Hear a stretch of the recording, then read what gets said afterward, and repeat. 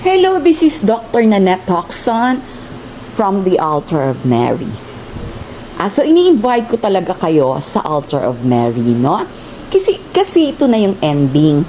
Ibig sabihin ng ending, di ba simula ng maliit tayo, puro problema, wala tayong makain, lagi tayong pinapagalitan, pinapalo, binabaliwala. Then lumaki tayo, nag-fall in love tayo, and na heartbroken. At hindi natin na-reach yung mga ambisyon natin, naging failure tayo. Tapos later, naging hindi maganda ang marriage natin, then nagkautang-utang.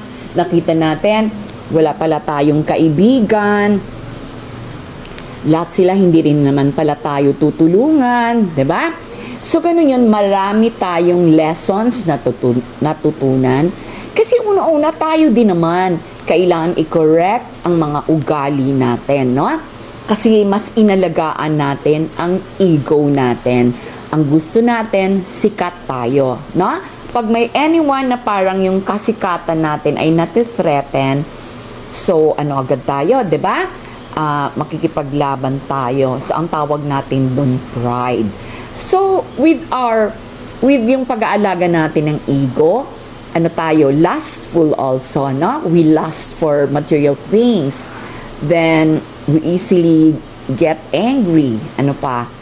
Greedy tayo. Kasi mas importante yung mga pansarili natin kaysa tumulong tayo sa iba. 'Di ba?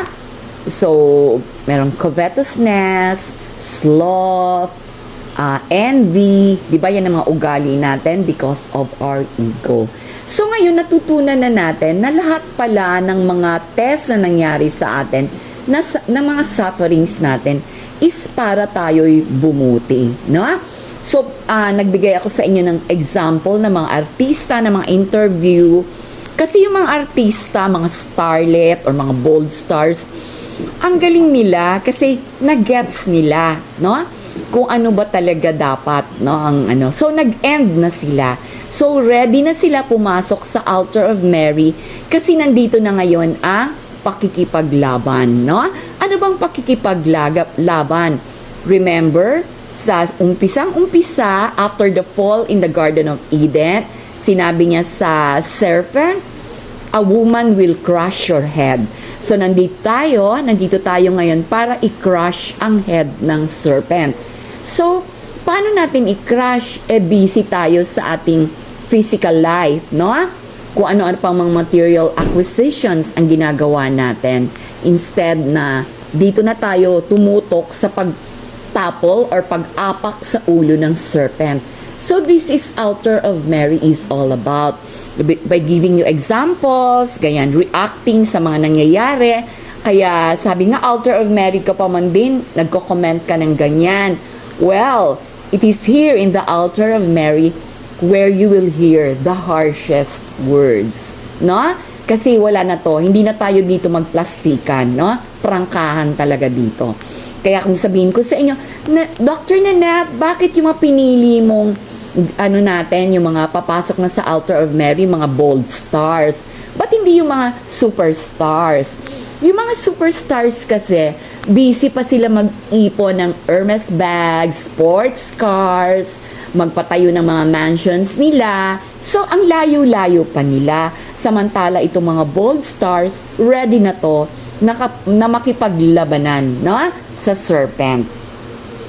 So, balikan ko yung kay Carlos, no? Yung mga Olympic sports, hindi ako nanunood niyan, no? Sa nakita nyo na kay Carlos, nakafocus siya sa success ng kanyang gymnastics. Hindi siya nakafocus sa pagbuo ng kanyang pagkatao. Nakita nyo na, 'di ba? So, ang sports, distraction yan. Again, tayo ay nandito para i-crush ang ulo ng serpent. So, ayun pa si Carlos, lalaban pa, no? Kaya nakita mo yung, yung pagiging negative person. Pag ikaw ay ganun, walang pagmamahal sa ina, ibig sabihin, may component ng satanic component sa'yo, no? Kasi iba ang talagang kay God lang, no? Never gagawa ng ganun sa kanyang magulang. So, ganun tayo. So, andun pa sila. Nanonood pa kayo ng mga mga kung ano mga sports events, na ito na tayo, ito na kami sa altar of Mary. Andito na kami sa pag-crush ng ulo ng serpent. At kung kayo naman, na-gets nyo na ito, tutulong na kayo, mag-invite kayo ng iba na ganito lang kadali, no? Aralin nyo lang yung mga artista, yung mga interview ni Julius Babaw sa mga artista, gets nyo na. Kung ano yung sinasabi nila, ay gets ko na. So, pasok na kayo dito sa Altar of Mary para maturuan na kayo ng instruction on what to do. Okay? So, minsan pabalik-balik ako dito sa Altar of Mary kasi ang iba sa inyo bago lang pumasok. Okay? So, ganun po, ini-invite ko kayo lahat. Sa ngayon, putol-putol ang Altar of Mary. Kunin nyo lang po at isulat nyo kung anong wisdom nakuha nyo sa bawat vlog ko. Okay, thank you.